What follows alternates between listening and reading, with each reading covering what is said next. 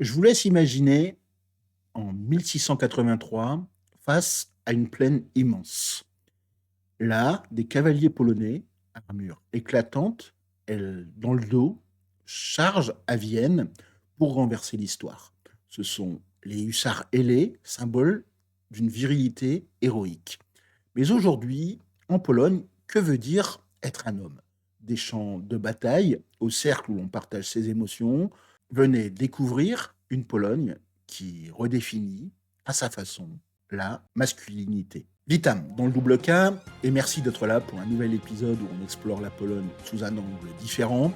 Aujourd'hui, on va parler d'un sujet qui touche à l'essence même d'une culture, la virilité. Pas celle des clichés ou des films d'action, mais celle qui vit dans les récits des anciens, dans les rues de Cracovie et dans les débats qui animent le pays. Que vous soyez ici pour retrouver vos racines, plonger dans une culture riche, ou simplement écouter une histoire qui résonne, ce moment, il est pour vous. On va voyager à travers l'histoire, les symboles et les transformations d'aujourd'hui pour comprendre ce que signifie être un homme en Pologne. Et vous, quand vous pensez à la virilité, quelle image vous vient à l'esprit? On en reparle à la fin. Pour saisir ce qu'est la virilité en Pologne, il faut remonter plusieurs siècles en arrière. Je vous laisse imaginer le XVIIe siècle. La Pologne est alors une puissance européenne, un carrefour de culture. Et au cœur de cette époque, il y a les hussards ailés. Ce sont ces cavaliers légendaires dont les armures portaient des ailes, oui, des ailes, qui faisaient trembler leurs adversaires. Ils représentaient une virilité ancrée dans le courage, l'honneur et la protection de la nation.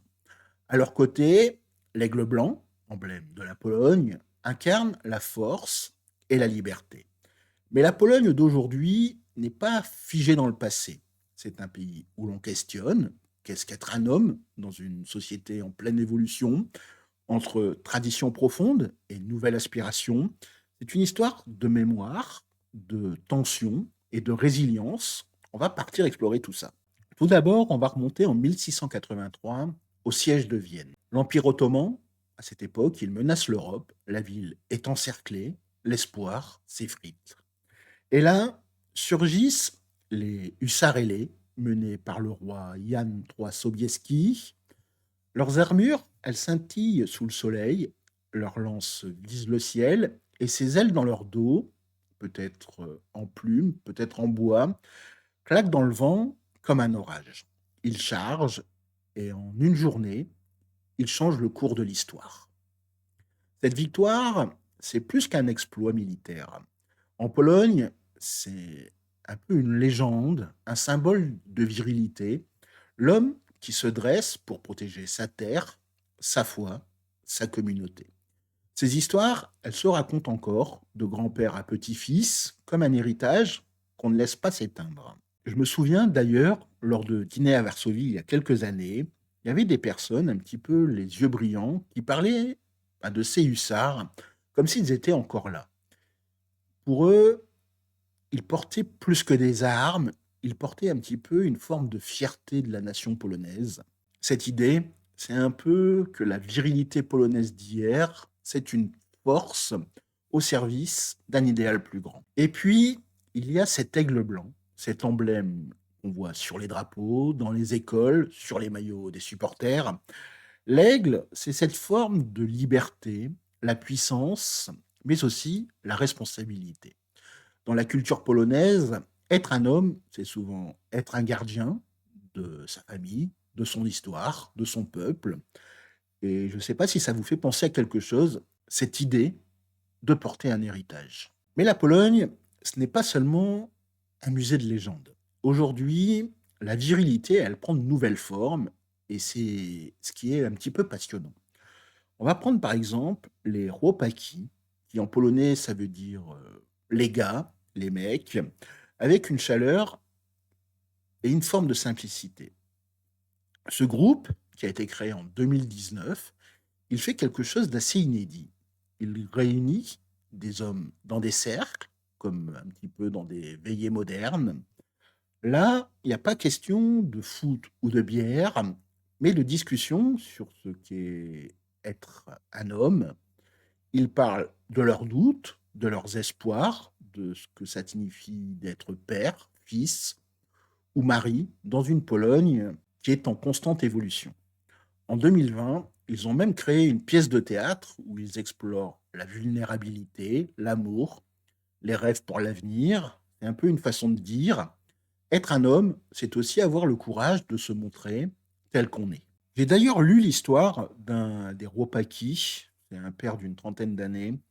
Il racontait, avant, il croyait qu'un homme ne devait jamais montrer ses failles. Maintenant, il souhaite que son fils sache qu'il peut pleurer et être fort. Ces mots sont un petit peu marquants parce qu'ils montrent un petit peu une Pologne qui évolue, qui garde ses racines évidemment, tout en ouvrant de nouvelles voies. Et vous, je ne sais pas si vous êtes déjà arrivé à un moment où vous avez repensé à ce que le mot fort veut dire. Et tenez-vous bien, même dans les rayons des supermarchés, il y a certaines choses qui peuvent paraître hallucinantes pour des Français. Il existe par exemple des yaourts comme le Bacoma Promen, vendus un petit peu comme un produit pour les hommes modernes. Je vous laisse imaginer un yaourt pour la virilité, c'est presque comique, mais ça dit quelque chose. En Pologne, être un homme aujourd'hui, c'est aussi prendre soin de soi, parler de ses émotions et pourquoi pas savourer un yaourt sans se poser de questions. Mais cette évolution, elle ne va pas sans remous. En Pologne, il y a deux visions qui s'affrontent. D'un côté, il y a la tradition puissante, celle des hussards, des protecteurs, renforcée par certaines politiques récentes. Depuis 2015, par exemple, le gouvernement il a promu une vision très traditionnelle de l'homme, le chef de famille, le pilier. Il y a même l'interdiction quasi totale de l'avortement en 2020, par exemple, qui a renforcé cette image patriarcale. De l'autre côté, il y a les jeunes, des artistes, des familles qui veulent une forme de masculinité différente, plus égalitaire, plus ouverte. Dans les cafés de Varsovie, de Cracovie, de Wrocław, dans les discussions en ligne, on se demande comment être un homme sans dominer, comment honorer le passé sans s'y enfermer. Ces débats, ils traversent les générations. Dans une famille polonaise, vous pouvez avoir un grand-père qui parle des hussards avec fierté et un fils qui rejoint un cercle pour parler de ses émotions. C'est cette tension qui rend la Pologne si vivante, si humaine. Ce qui rend ce sujet si profond, ce sont avant tout les obstacles. La virilité traditionnelle, celle des héros, elle peut devenir une pression. En Pologne, on attend souvent des hommes qu'ils soient forts, qu'ils ne craquent pas, qu'ils portent tout. Mais les chiffres, ils montrent une réalité un petit peu plus complexe. Les écarts salariaux entre hommes et femmes restent importants, les violences domestiques sont encore un défi, et beaucoup d'hommes se sentent coincés dans un rôle qui ne leur laisse pas de place pour douter. Ajoutez à cela un contexte politique où certaines lois glorifient une masculinité à l'ancienne, et vous avez un vrai conflit. Il y a d'ailleurs un ami polonais qui m'a raconté un jour où il me disait, on nous apprend à être des rocs, mais parfois on oublie de nous apprendre à être humains. Ce tiraillement entre force et humanité, c'est un peu un défi qui résonne en Pologne, mais aussi ailleurs, évidemment.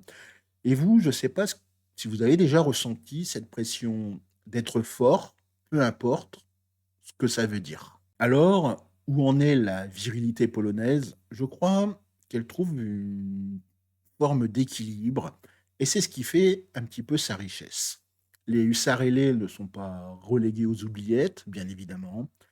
Ils vivent dans les récits, dans les défilés du 11 novembre pour l'indépendance, dans la fierté qu'on transmet aux enfants. Mais à côté, il y a des hommes, comme ceux des Ropaki, qui montrent qu'on peut être fort autrement. Être fort, c'est écouter, partager, reconnaître aussi ses failles. C'est une virilité qui n'a pas peur de la tendresse, et ça, c'est un peu une forme de courage. J'ai d'ailleurs vu une photo d'un cercle de Ropaki, ces hommes de tous âges. certains riant, d'autres les yeux humides, assis, ensemble. Je me suis dit, ben, voilà peut-être la Pologne, un pays qui sait honorer son passé, l'honneur, la résilience, tout en ouvrant son cœur. L'un d'eux disait, je veux que mon fils grandisse en sachant qu'il peut être un héros, mais aussi qu'il peut demander de l'aide. Ces mots, ils portent un petit peu tout, la mémoire, la transmission et la solidarité. Et je pense que c'est une leçon qui dépasse un petit peu les frontières. Partout, on porte des attentes, des héritages. La Pologne, elle nous montre qu'on peut les respecter tout en les faisant évoluer. C'est un peu ça, la dignité dans l'adversité, la fierté qui unit sans écraser. Nous voilà au bout de ce voyage dans l'âme polonaise.